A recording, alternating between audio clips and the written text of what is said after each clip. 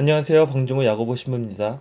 네, 크리스마스 특집 대림규리 예수님이 오시는데 세례자 요한이 왜? 라는 주제로 오늘 찾아뵙습니다. 자, 대림시계를 보내다 보면 세례자 요한이라는 인물이 자꾸 나와요. 그리고 특히 대림일주 2주 복음 같은 경우를 보면 아예 예수님이 등장하지 않고 세례자 요한만 나오는 경우도 있습니다. 네. 사실 되게 생소한 장면이라고 보실 수도 있어요. 왜냐하면, 복음 같은 경우에는 예수님 중심으로 이야기가 펼쳐져야 되는데, 세례자 요한이 나와서 예수님이 아닌 세례자 요한이 주인공으로 나와서 이 이야기를 이끌어 나갑니다. 물론 이제 성당에서 오랫동안 활동을 하신 분들이라든지 교리를 아시는 분들은 세례자 요한이 예수님의 길을 준비했기 때문에 라고 또 생각을 하시겠지만 그럼에도 불구하고 뭔가 더욱더 특별하고 교회의 전례 안에서도 굉장히 중요한 역할을 하고 있는 듯해 보입니다.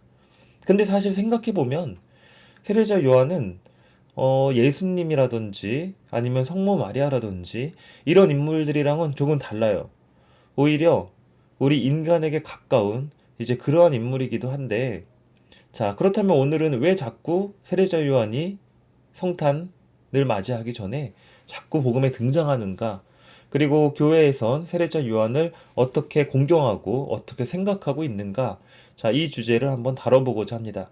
자, 이것이 왜 중요하냐 하면 이러한 의미를 알아야 우리가 이제 차차 지금 이제 교리를 통해서 만나게 될 아기 예수님의 그러한 존재라든지 성모 마리아의 그러한 모습이라든지 이러한 것들이 어느 정도 다 해석이 가능해요. 물론 이제 세례자 요한 없이도 그것만으로도 딱 뚝 떨어뜨려 놓고 설명할 수는 있겠지만 그래도 우리가 이 대림 시기를 보내는 동안 예수님의 탄생을 준비하는 동안 이 세례자 요한에 대해서 알아보는 것은 꽤나 중요하다라는 생각이 듭니다. 근데 뭔가 이제 뭐 교리적으로 뭐 혹은 성서적으로 막 이 교리를 또 막 나열하면서 어렵게 설명하기보다는 그냥 세례자 요한이 어떤 인물이었고 그것을 우리가 어떻게 받아들일 수 있는지 다 같이 한번 이제 이야기처럼 생각해보는 시간을 가져왔으면 좋겠습니다. 자, 일단 먼저 대림 시기에 성경에 나오는 우리가 이제 복음 말씀을 통해서 듣는 그러한 주요 인물들을 한번 살펴봐야 할 것 같아요. 뭐 두말할 나위 없이 당연히 예수님의 어머니 마리아가 있습니다. 그리고 예수님의 아버지 요셉이 있죠. 예수님의 아버지라고 하지만 물론 이제 예수님의 어머니와 아버지 사이에서 예수님이 태어난 거는 아니에요. 하느님의 이런 말씀과 성령의 은총을 통해서 예수님이 잉태를 하게 되고, 자, 아버지 요셉이라고는 하지만 사실상 아버지의 역할을 수행한 그 가정에서 예수님을 이제 키우면서 아버지의 역할을 수행했을 뿐이지 예수님이 이제 그 핏줄이라고는 할 수 없습니다. 하지만 그럼에도 불구하고 어쨌든 이제 아버지의 역할을 수행하게 되는데 이 둘에게는 중요한 공통점이 하나 있어요. 그 공통점이 뭐냐 하면 바로 천사를 만났다는 겁니다. 자, 천사가 이제 예수님의 어머니 이제 마리아에게 나타나서 당시에 처녀 마리아에게 나타나서 이야기를 하죠. 보라, 이제 네가 잉태하여 아들을 낳을 터이니 그 이름을 예수라 하여라라고 이야기를 해요. 그리고 마리아는 그것을 이제 잘 받아들입니다. 이 이야기는 다음 교리 때 설명을 또 더 자세히 드릴게요. 자, 그러니까 이제 그 요셉은 지금 당시 약혼한 사이인데, 어, 우리가 지금 결혼도 하지 않았는데 아이를 잉태했다고? 라는 생각에 충격을 받게 되고, 그리고 이제 남몰래 파혼을 결정하게 돼요. 그것이 결국 뭐 하느님의 아들이라고 하더라도 그래도 이제 요셉은 다른 사람들의 시선이라든지 뭐 아니면은 뭐 다소 의심이 있었을 수도 있고 이제 그러한 마음에 남몰래 파혼을 결정합니다. 그때도 천사가 나타나서 요셉에게 마리아가 아들을 낳을 것인데 그 이름을 예수라고 하여라. 그는 하느님의 아들이다. 라고 이제 이야기를 해요. 그래서 그 이야기를 듣고는 이제 마리아를 자신의 아내로 받아들이게 됩니다.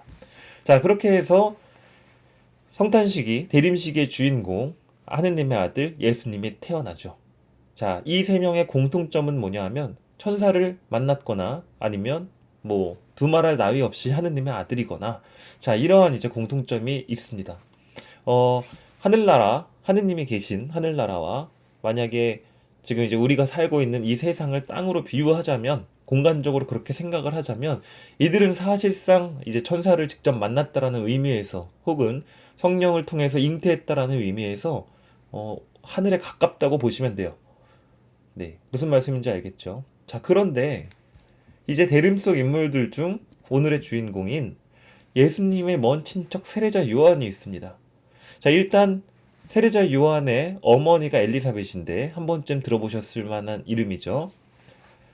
마리아와 이제 사촌 관계이기 때문에 세례자 요한은 예수님과 이종 육촌 관계 정도다라고 이제 추정을 하고 있는데, 자, 이 인물이 바로 오늘 우리가 다룰 대림 속 인물들 중 하나입니다. 그런데 아까 말씀드렸다시피 마리아와 요셉, 예수님이 이제 하늘에 가깝다면 세례자 요한은 오히려 우리가 지금 살아가고 있는 평범한 사람에 가까운 인물이라고 생각을 하실 수가 있을 것 같아요.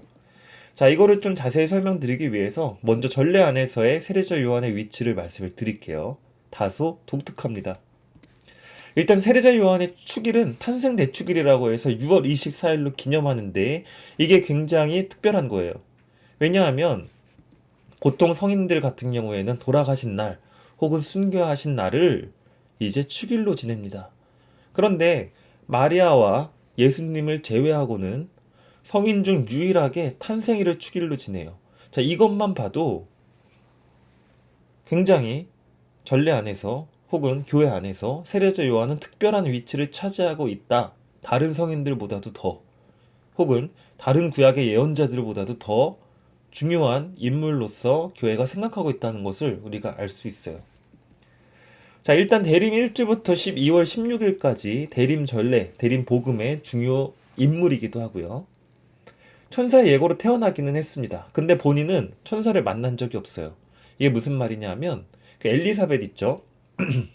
세례자 요한의 어머니 엘리사벳이 이제 천사가 나타나서 너 아들을 낳게 될 것인데 그 아들의 이름을 세례자 요한이라고 하여라라고 해서 세례자 요한을 잉태하게 되기는 해요. 자, 그리고 그 아버지는 세례자 요한의 아버지는 지가르야라는 사람인데 제사장입니다. 자, 이 사람은 세례자 요한이 엘리사벳에게 잉태한다라는 이야기를 듣고 믿지 않아요. 왜냐하면 무슨 소리야, 우리가 지금 얼마나 지금까지 노력을 했는데 아이를 갖지 못했고, 그리고 이제는 나이가 너무 많아서 무슨 아이가 생길 수 있는 몸이 아닌데 어떻게 아들이 생기겠어? 라고 하면서 코웃음을 쳐요. 자, 그러니까 이제 벙어리가 됩니다. 그 다음에 벙어리가 되고 이제 나중에 이 사실을 받아들이게 되고 세례자 요한이 태어난 다음에 이제 아들의 이름을 무엇으로 짓냐라고 이제 고민을 할 때쯤 조상들의 인물 중에 요한이라는 이제 이름을 가진 사람이 없었던 거예요. 근데 그 당시에는 아들의 이름을 조상의 인물들 중에서 집안 가족들의 이름들 중에서 따오는 게 원래 관리였는데 요한이라는 이름은 이제 없었던 이름입니다. 그러니까 이제 지가리아와 비롯해서 여러 가지 친척들이 모여서 이 아이의 이름을 뭘로 정할 거냐라고 했을 때 고민에 빠지게 돼요. 그때 엘리사벳이 이야기합니다. 천사가 나에게 나타나서 세례자 요한이라고 했으니 당연히 요한이라고 지어야 되겠죠. 자, 그래서 이 아들의 이름을 요한으로 짓겠습니다 라고 하니까 사람들이 아니 뭔 소리야, 지금 우리 친척들 중에 가족들 중에 요한이라는 이름을 가진 사람이 없는 걸 다 이야기할 때 지가리아가 본인도 요한이라는 이름을 지으라는 것을 이제 본인이 들었으니까 이렇게 돌판에다가 이렇게 써요. 이 아이의 이름은 요한이다 라고 씁니다. 왜냐하면 이제 말을 못하니까. 그 순간 이제 입이 다시 풀리게 되고 벙어리로부터 다시 정상으로 돌아오게 되는 그 과정을 거치는데, 자, 이런 것들처럼 물론 이제 천사의 예고로 태어나기는 했습니다. 엘리사벳으로부터. 그리고 지가리아의 또 이러한 역할도 있었고, 그런데 본인은 일단은 천사를 만난 적이 없어요. 성경이나 이런 것들을 봐도 그렇고 천사를 일단 만난 적이 없고 그냥 평범한 인간에 가깝다고 볼 수 있습니다. 한마디로 평범한 사람이에요. 네. 자, 이러한 것들을 봤을 때 그런데 세례자 요한이 왜 그렇게 중요하지? 라는 생각이 들 수도 있을 것 같습니다. 왜냐하면 뭐 사도 바오로도 그렇고 베드로도 그렇고 천사를 만나기도 했었고 여러 가지 체험을 하게 되는데 세례자 요한은 사실상 딱히 그러한 이제 역할을 교회에서 이 전례 안에서 중요한 역할, 중요한 위치를 맡기에는 다소 평범한 사람처럼 보이기 때문에 왜 그렇게 대림 시기에 세리자 요한이 나오지? 라는 이제 그러한 의문을 가질 수도 있으실 것 같아요. 자, 그렇다면 세례자 요한의 삶에 대해서 한번 알아보도록 하겠죠. 이 안에 중요한 힌트가 들어 있습니다.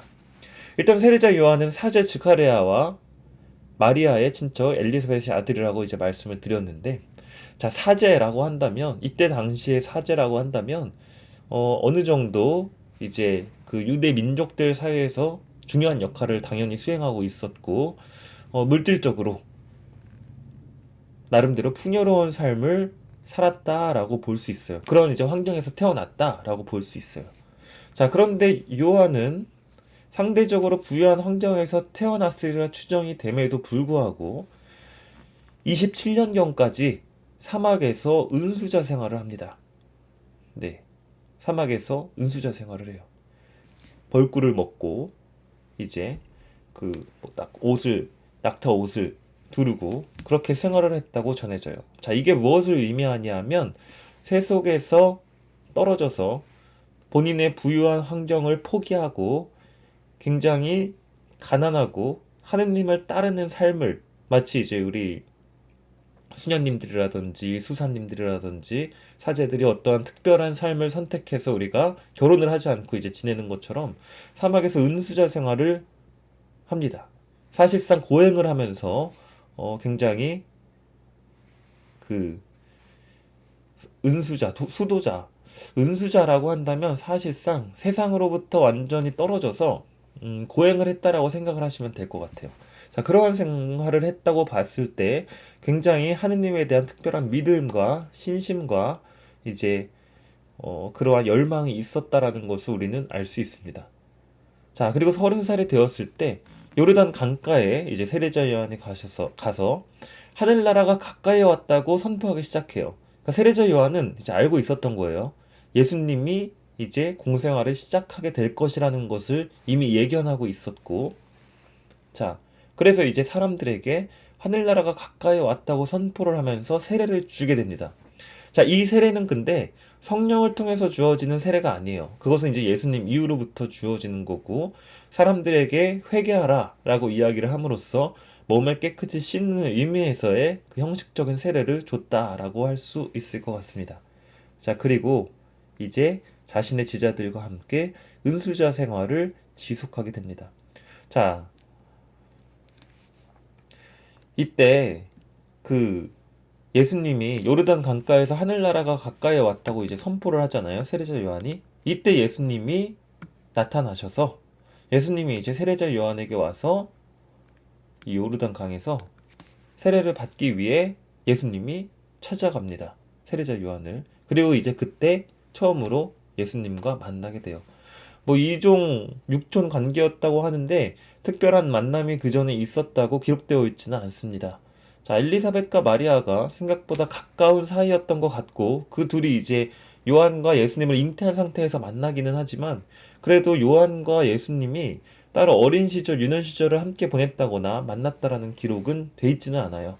자, 어쨌든 세례자 요한은 이제 예수님을 만나게 되고 그가 바로 하느님의 아들이라는 것을 직감하고 이제 나는 예수님에 비하면 아무것도 아니다. 그러니까 사람들이 세례자 요한이 은수자 생활을 하면서 굉장히 이제 올바른 이야기를 하고 여러 가지 이제 예언자 역할을 하다 보니까 사람들이 세례자 요한에게 막 몰려들었던 거예요. 세례를 받기 위해서, 회개하기 위해서 막 몰려들고 유명해지지만 세례자 요한은 나는 주인공이 아니다. 나는 저분의 신발을 들어드릴 자격도 없다라고 이야기를 하면서 예수님께 모든 영광과 이제 모든 가장 좋은 호칭들을 다 넘겨주고는 한마디로 그 다음에 본인은 이제 겸손하게 모든 것을 뒤로 하고 다시 은수자 생활을 지속했다라고 보시면 될 것 같아요. 자, 근데 이제 세례자 요한이 그래서 이제 은수자 생활을 지속했고 이제 나름대로 공동체 안에서 제자들과 함께 그러한 생활을 했던 것 같기는 합니다. 자, 그런데 이제 세례자 요한의 삶에 있어서 이 인물을 빼뜨릴 수가 없어요. 헤로데 안티파스라는 그 당시의 왕이라고 보시면 되는데 일단 헤로데 왕의 5번째 아들입니다. 헤로데 안티파스. 자, 이 인물 어떤 인물이냐 하면 이제 헤로데 왕이 죽기 전에 아들들에게 이제 땅을 나눠줘요. 자, 그래서 아버지로부터 이스라엘 북부 지역을 할당받습니다. 이제 갈릴레아 지역인데 예수님이 활동하시고 세례자 요한이 활동했던 그 지역이죠. 자, 이 그림을 보면 여기 보라색 보이시죠? 이 제가 지금 노란색으로 이제 그림을 그리고 있는 이 지역이 바로 헤로데 안티파스가 지배했던 땅이에요. 다른 형제들과 나눠 가진 거죠, 땅을. 자, 이 인물은 어떤 인물이냐면 이제 헤로데 왕이 어린 시절 이제 헤로데 안티파스가 어렸을 때 헤로데 왕이 이제 로마로 유학을 보내는데 사실상 유학이라고 하기에는 이제 인질로 보냈다라는 이름 그 기록도 있고 그러니까 이제 이 지역이 이스라엘 현재 이스라엘 지역이 유대인들의 지역이 로마 제국의 이제 지배를 받았단 말이에요. 그러다 보니까 이 로마의 세력과 자신의 세력을 공고하게 하기 위해서 자기의 아들을 충성의 의미로다가 그냥 이제 거의 뭐 인질로 뭐 이렇게 그러한 명분으로 보내서 이제 로마에서 공부를 시킨 거죠. 자, 그러다 보니까 약간 그런 느낌인 거예요. 약간 그 유대인들이랑 약간 생각이 달랐던 거예요. 그래서 로마의 신문물을 이제 받아들이고 거기에서 약간 오픈 마인드, 약간 그리고 이제 외국에서 유학을 하고 온 사람들이나 이러한 사람들이 또 다른 이제 세상을 경험하고 온 것처럼 헤로드 안티파스가 이제 그러한 이제 인물이었던 겁니다. 자, 그래서 이제 인접국가 나바테아의 공주와 결혼을 하게 되는데 나바테아가 이제 요르단 남부에서 사해 동부 약간 좀 이제 이방인 지역이에요. 그러니까 유대인들은 워낙에 본인들의 이제 그 조상들 핏줄을 굉장히 중요하게 생각하고 그리고 이제 오히려 이방인들은 약간 좀 우리 민족과 다르다. 약간 본인들의 그 선민의식이 워낙 강했기 때문에 그 본인들의 핏줄을 굉장히 중요하게 생각했던 그러한 이제 사람들인데 유대인들이 자 헤로드 안티파스는 특이하게 이방인 공주와 결혼을 하게 돼요. 자, 그런데 이제 본인들의 이제 그 헤로데 안티파스가 이 지역의 세력이 커지다 보니까 이제 이 나바테아의 공주와 이혼을 하고 하스모니아 왕족 출신 헤로디아와 재혼을 하려고 합니다. 이 그 헤로디아라는 인물은 이제 지금 여기 여성 뭐 이렇게 그려지는 아름다운 인물이라고 볼 수 있는데 여기 이 보라색 지역의 옆에 있는 주황색 지역 있죠. 자, 이 지역을 점령하고 있던 헤로데 필리포, 헤로데 필리푸스, 뭐 필리푸스 필리포, 하여간 2세. 자, 이 사람의 딸이에요. 그러니까 이제 이방인의 여자와 헤어지고 본인의 세력을 공고하기 위해서 이제 그 유대 순수 혈통의 왕비를 맞아들이고자 했던 겁니다. 자, 이 헤로디아라는 인물이 이복 형제의 부인이에요, 결국에는. 그러니까. 자, 그리고 조카 딸이자 제수라고 할 수 있는데, 자, 문제는 이 헤로디아의 남편이 죽지 않은 상태에서 이 여자와 결혼을 시도했고, 왕비로 앉혀주겠다라고 이야기를 한 겁니다. 자, 헤로디아 입장에선, 오, 내가 지금 저 왕국의, 저 지역의 왕비가 된다고 하면서 이제 땡큐 한 입장인 거죠. 그러니까 이제 헤로디아 역시 당연히 기꺼이 그걸 받아들이고자 합니다. 자, 그래서 이제 헤로데 안티파스와 헤로디아가 재혼을 이제 하게 되는데 이거를 이제 본 세례자 요한이 선 넘네. 이건 아닌데 라는 생각을 하게 된 거예요. 자, 왜냐하면 이 아직 남편이 살아있고 자, 하느님이 보시기에 이것이 정당한 일이 아니다라고 해서 그 여자를 차지하는 것은 옳지 않습니다라고 해서 이 헤로데 안티파스한테 세례자 요한이 이야기를 해요. 그 결혼을 한마디로 반대합니다. 그러니까 헤로데 입장에선 죽여버리고 싶은 거예요, 한마디로. 내 내가 지금 내 자리를 공고히 하고 새로운 아름다운 왕비를 맞아들이겠다는데 네가 감히 죽이고 싶어요. 그런데 인기가 너무 많으니까 따르는 사람들이 너무 많으니까 죽이진 못하고 저 자식 어떻게 해야 되지? 아 근데 또 애가 너무 청렴해요.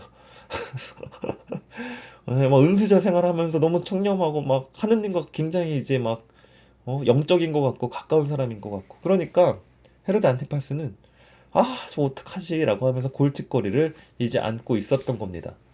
자, 이러한 상황에서 이제 비극적인 사건이 벌어지죠. 자, 성경 말씀을 그대로 가져왔습니다.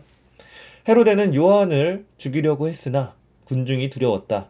그들이 요한을 예언자로 여기고 있었기 때문이다.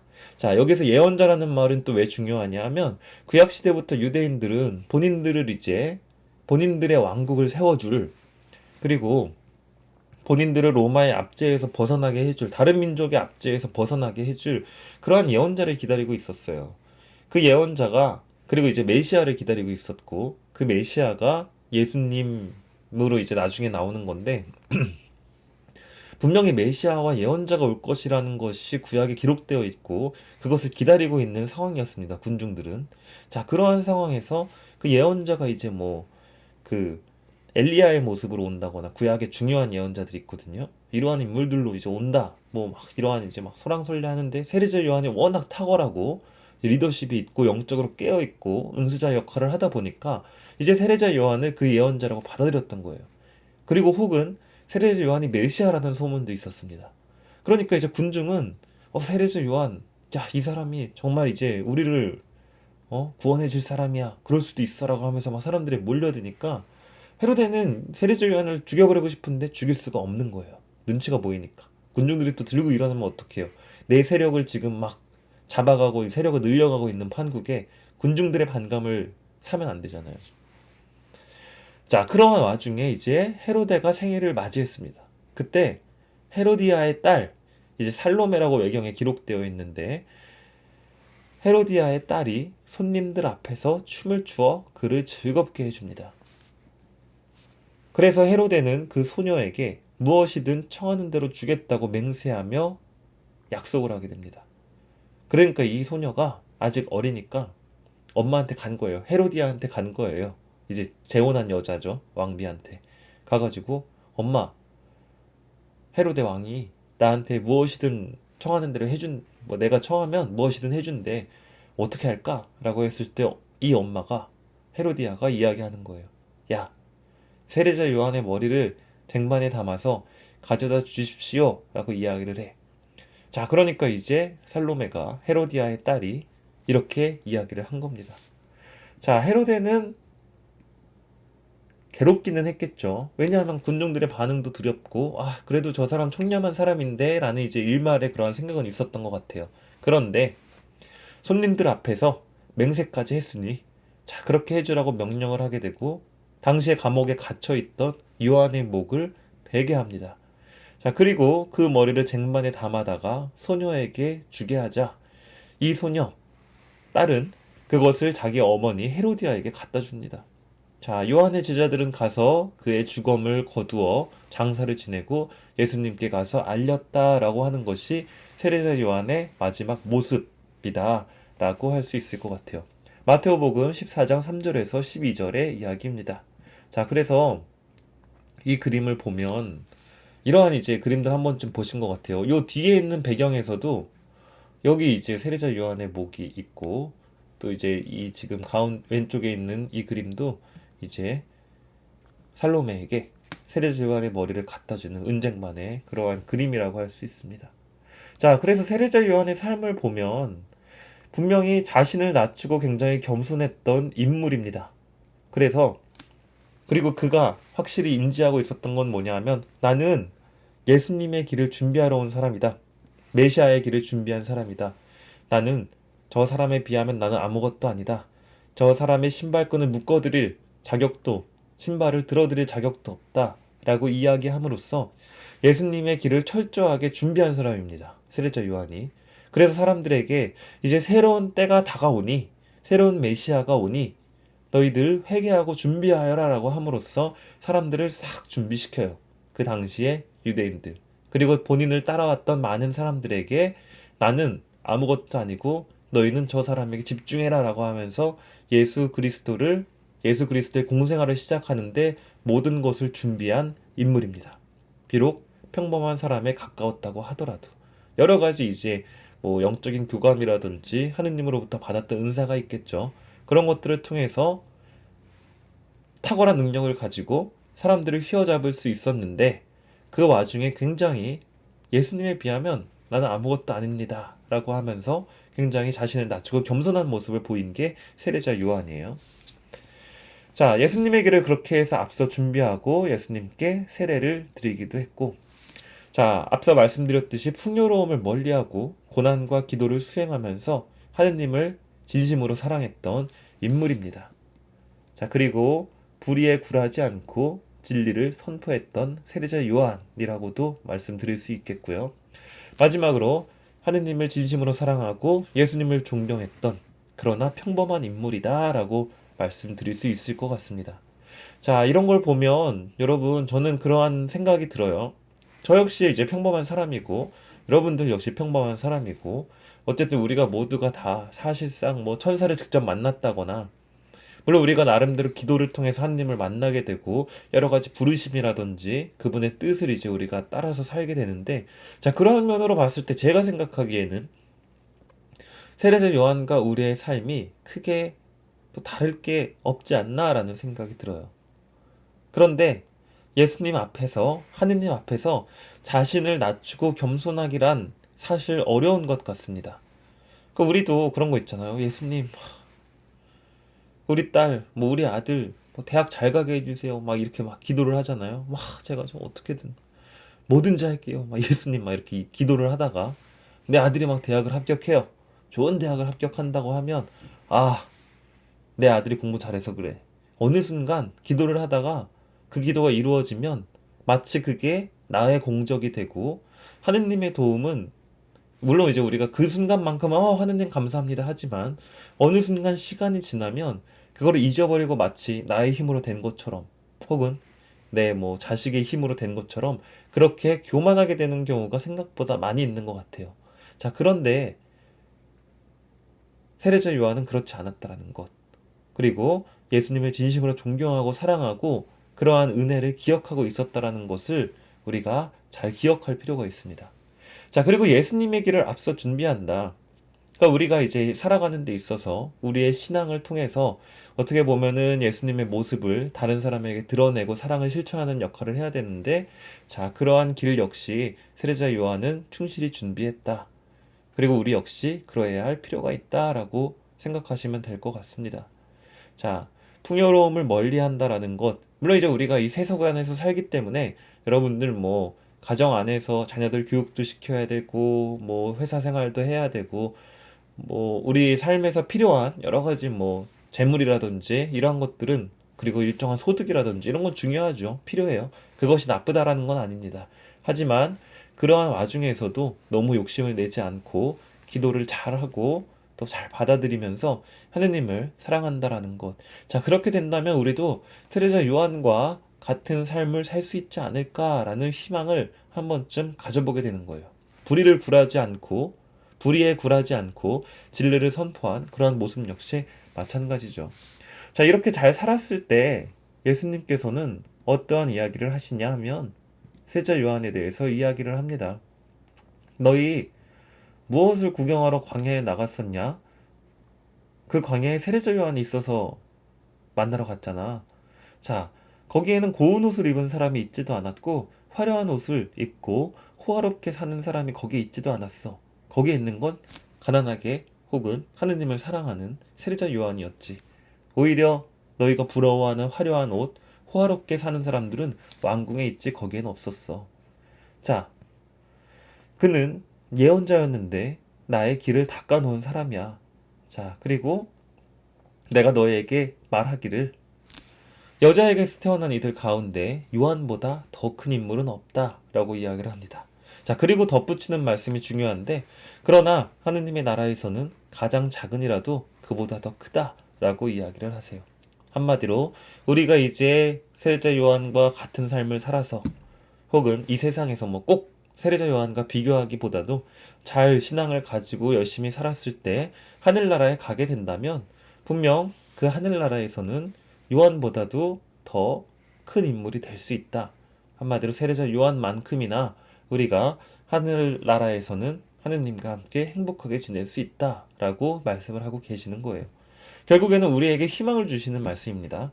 평범한 인물이 하느님을 사랑하고 정의를 사랑하고 그렇게 예수님 앞에서 겸손했을 때 우리 역시 다가오는 예수님을 잘 맞아들임으로써 그 길을 준비하고 회개함으로써 더욱더 깊은 삶 그리고 아름다운 삶을 살 수 있다. 그리고 그 열매는 분명 하늘나라에서 맺게 될 것이다. 라는 것을 우리가 세례자 요한을 통해서 알 수 있습니다. 자, 결국 세례자 요한은 이러한 특수성, 예수님의 길을 준비했다라는 것, 그리고 누구보다 겸손하고, 그리고 정의를 사랑했다라는 것. 자, 그것만으로도, 그리고 무엇보다 이제 예수님의 길을 준비하는 게 가장 크죠. 회개를 선포하고. 자, 그러한 삶을 살았다는 것만으로도 우리 전례 안에서 굉장히 중요한 위치를 차지하고 예수님이 오시는 길을 준비했다라는 것. 그렇다면 우리 역시 아기 예수님을 맞아들이는 데 있어서 이제 일주일도 남지 않았죠. 네, 그러한 시기에 있어서 세례자 요한만큼이나 잘 준비하고 그 길을 기다려야 한다. 그 길을 잘 닦아놓고 있어야 된다라는 것을 우리가 이 대림식의 전례를 통해서 알 수가 있는 겁니다. 자, 이렇게 세례자 요한에 대해서 말씀을 드렸고 이제 성탄 캐롤에 대해서 한번 이제 배우는 시간을 배우는 시간이라기보다는 들어보는 시간을 가질 텐데 뚜 셴디 달레 스텔레. 자, 이게 이탈리아 성가거든요. 이탈리아 이제 캐롤인데 굉장히 유명한 노래예요. 이탈리아에서는 그냥 사람들이 보통 미사 때마다 성탄식에 다 부르는 노래인데 이 노래가 굉장히 아름다운 노래라서 제가 영상으로 자막으로도 준비했으니까 끝까지 보시면 좋을 것 같고 자, 가사를 번역하면 이런 내용입니다. 아기 예수님한테 하는 이야기예요. 보통 아이들이 많이 부릅니다. 가사를 보자면 너는 별에서 내려왔지 오 하늘의 왕이여. 이거 제가 번역한 거니까 좀 매끄럽지 않을 수도 있어요. 그리고 동굴 안으로 다가왔어. 이 동굴이 이제 구유를 뜻합니다. 이 의미에 대해서 나중에 말씀을 드릴게요. 구유. 자, 그리고 동굴 안으로 다가왔어. 춥고 차가운 곳으로. 그리고 동굴 안으로 다가왔지. 춥고 차가운 곳으로. 이 밑에 있는 거는 반복이고. 오 아이야, 나의 신성한 아이야. 나는 너를 보고 있어. 떨고 있는 너를. 추위에 떨고 있는 그러한 것들을 이제 묘사한 것 같아요. 나의 신성한 아이야. 나는 너를 보고 있어. 떨고 있는 너를. 오 복되신 하느님이여. 이게 얼마나 값진 일인지. 당신은 나를 사랑하시는군요. 이게 얼마나 값진 일인지요. 당신이 정말 나를 사랑하고 있어요. 라고 이제 감탄을 하는 겁니다. 아기 예수님이 자 하느님 신성한 아이인 하느님이 가장 작은 모습으로 추위에 떨면서 우리 사이에 놓여져 있는 걸 보면서 감동을 한 거예요. 이게 얼마나 값진 일인지. 자, 그 의미는 다음 교리 때 또 더 설명을 드리겠지만 이 보잘것없는 인간으로 오셨다라는 것에 대한 감사함이 있는 거겠죠. 자, 그리고 이제 아이에게 속삭이는 겁니다. 세상의 창조주인 너에게는 빵과 불이 부족하구나. 세상의 창조주 하느님께서 자, 삼위일체적 관점에서 하느님과 다름없는 넌데 그런데도 이렇게 작은 모습으로 와서 빵과 불이 부족한 이 마국간 혹은 이 동굴에서 태어나서 추위에 떨고 있구나. 오, 나의 주님, 나의 하느님, 당신에게는 빵과 불이 부족해요. 라고 하면서 이제 이야기를 하는 겁니다. 자, 이 다음에는 이 부분은 이제 제가 가져온 영상에는 없지만 그래도 어쨌든 말씀을 드리면 사랑스럽게 선택된 이 젖먹이 아이야. 이 가난이 얼마나 나를 더욱 사랑에 빠지게 하는지. 예, 너의 보잘것없는 모습이 나의 가련한 모습을 또 위에서 왔다라는 것을 이제 되새기면서 이러한 이야기를 하는 거겠죠. 주님이 너를 사랑하시니 다시 또 너는 우리와 같이 가련하구나. 주님이 너를 사랑하시니 아직도 가련하구나 라고 이제 속삭이는 겁니다. 자, 그리고 또 이 다음 거는 앞에 나온 가사랑 똑같죠. 나의 신성한 아이야, 추위에 떨고 있는 너가 보여. 복되신 하느님이여, 이 얼마나 우리에게 값진 일인지요. 당신은 나를 사랑하시는군요. 라는 이제 그러한 가사가 이제 이 캐롤의 내용입니다. 이게 알퐁소 성인이라는 분이 계신데 이분이 직접 작사하신 곡이고 제가 또 알퐁소 대학에서 공부를 하지 않았습니까? 그래가지고 이제 또 더 의미 있는 곡인데 이탈리아 사람들이 혹은 이탈리아 어린이들이 항상 성탄 때 부르는 노래예요. 너무나도 아름답고 이제 그러한 노래인데 자, 이 안에서 우리 예수님이 전지전능한 창조주인 하느님 그 예수님이 우리에게 가장 작은 모습으로 오셔서 추위에 떨고 있는 모습 그것은 결국에는 세례자 요한과 우리와 같은 평범한 사람들에게도 하느님의 은총이 내려지고 이분이 우리가 힘들고 여러 가지 두려움과 추위에 떨고 있을 때 우리와 함께하고 계시다라는 것을 이제 알려준다라는 것. 그리고 그것이 하느님이 우리를 얼마나 사랑하시는지 가장 겸손한 모습으로 오셨다라는 것에 대한 감탄. 이러한 것들이 이제 이 캐롤 안에 잘 들어가 있다라고 생각을 하시면 될 것 같습니다. 자, 그러면은 제가 이제 이탈리아 아이들이 직접 부른 이 영상을 가져왔으니까 자막 작업까지 다 해놨어요. 같이 나갈 겁니다. 자, 그 영상을 한번 보면서 오늘도 따뜻한 마음으로 그리고 조금 힘든 시기지만 용기를 내시면서 오늘 또 하루 그리고 아름다운 주말 보내시길 바랍니다. 네, 여기서 그러면은 마치고 캐롤과 다 함께 들어보도록 하겠습니다. 감사합니다.